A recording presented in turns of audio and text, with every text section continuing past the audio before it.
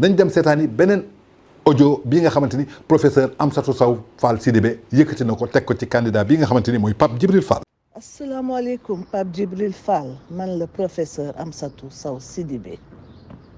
essayé naa jokkoo ak yow fan yi yëpp bàyyi la ay message je n'y arrive pas je vais laisser un autre message. On s'est parlé, nous avons parlé d'éthique, d'engagement. Nga ni ma yow sa engagement doo ci génne dara et que bu ñuy wax éthique xëy na yow ci ñi gën a am éthique nga bokk mais li ma remarqué mooy dama wax ak yow dans le cadre d'une coalition ba nga d'accord ba jël engagement ne dinaa nekk ci liste yi te samay nit évidemment coalition leen dinañu nekk ci liste yi nga laaj ma ndax am naa ay parrain ma ni la waaw am naa ay parrain nga ni ma da nga bëggoon ma être en relation avec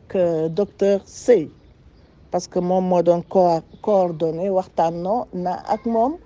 ba pare boole ko ak samay nit même bu dee benn parrain jox naa la ko astama jox naa la des milliers de parrains léegi nag li ma seetlu ne dafa am xëy na lu tax amuloo courage wax ma lan moo xew gisuma boobu courage wax ma lan moo xew te dama trouver ni attitude bi man daf ma décevoir parce que attitude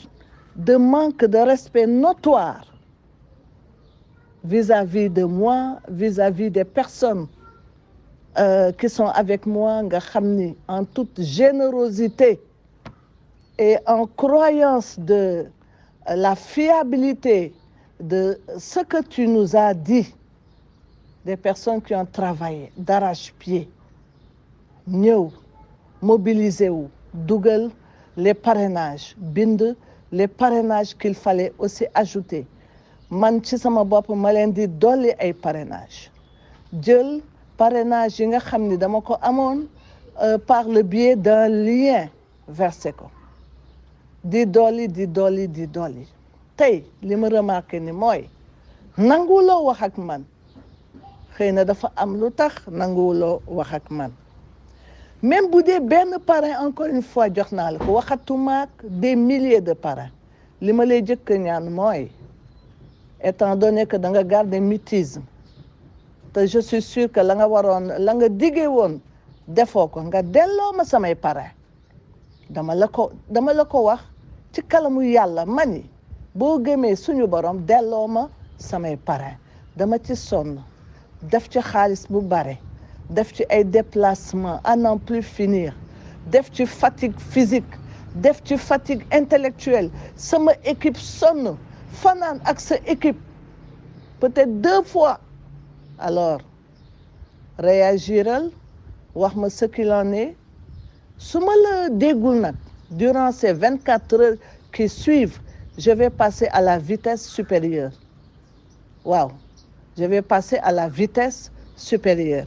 loolu je vais utiliser d'autres voies et moyens parce que mënuma la joindre je passerai par d'autres voies et moyens en tout cas ma déception elle est très forte très très forte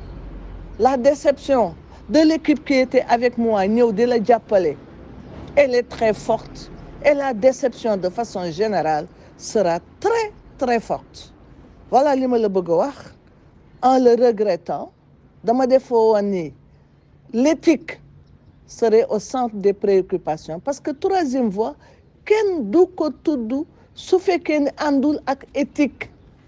àndul ak force de l'engagement àndul ak force de la parole donnée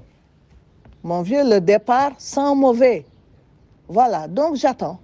kon yaakaar naa ni ñoo déggandoo kàddu yi nga xamante ni professeur Amsatou Fall Aïssatou Sow Sidibé yëkkati na ko teg ko ci ki nga xamante ni mooy Pape Djibril Fall di chroniqueur boobu nekk TFM bi nga xamante ni dafa yëkkati samp candidat am jëm wàllu assemblée nationale maanaam jëm ci élection législative 2021 Pape Djibril Fall dafa ñëwoon ak moom nag wax ak moom ay kaddu mu yëkkati ay parrain jox na ko boobu ba tey nag mi ngi woo Pape Djibril Fall nangu ko wuy ay militant am yëngu ci gis na ni que daal jamono ji Pape Djibril Fall daf ko war moo tax mu lancé ko ultimatum nee na ko soo ma tontul dinaa passer à la vitesse supérieure moo tax mu ñëw ci vitesse supérieure en tout cas sénégalais lay waxal bàyyi leen xel bu baax a baax ci ñii nga xamante ni ñi ngi jëm ci élection ndaxte gis nañu jamono ji depuis l'avènement du PASTEF képp koo xamante ni jóg na dafay xool ni que porte bu gën a gaaw pour réussir mooy xaaral ma wax ak askan bi ànd ak ñoom wax leen lii bluffé leen suba ma laaj seen kàddu uniquement pour régler samay intérêt personnel dafa jot nag sénégalais yi bàyyi ci xel bu baax a baax mu doon kàddu yi nga xamante ni kii di Amsatou Fall Sidibé yëkkati na ko jëmle ko ci Pape Djibril Fall.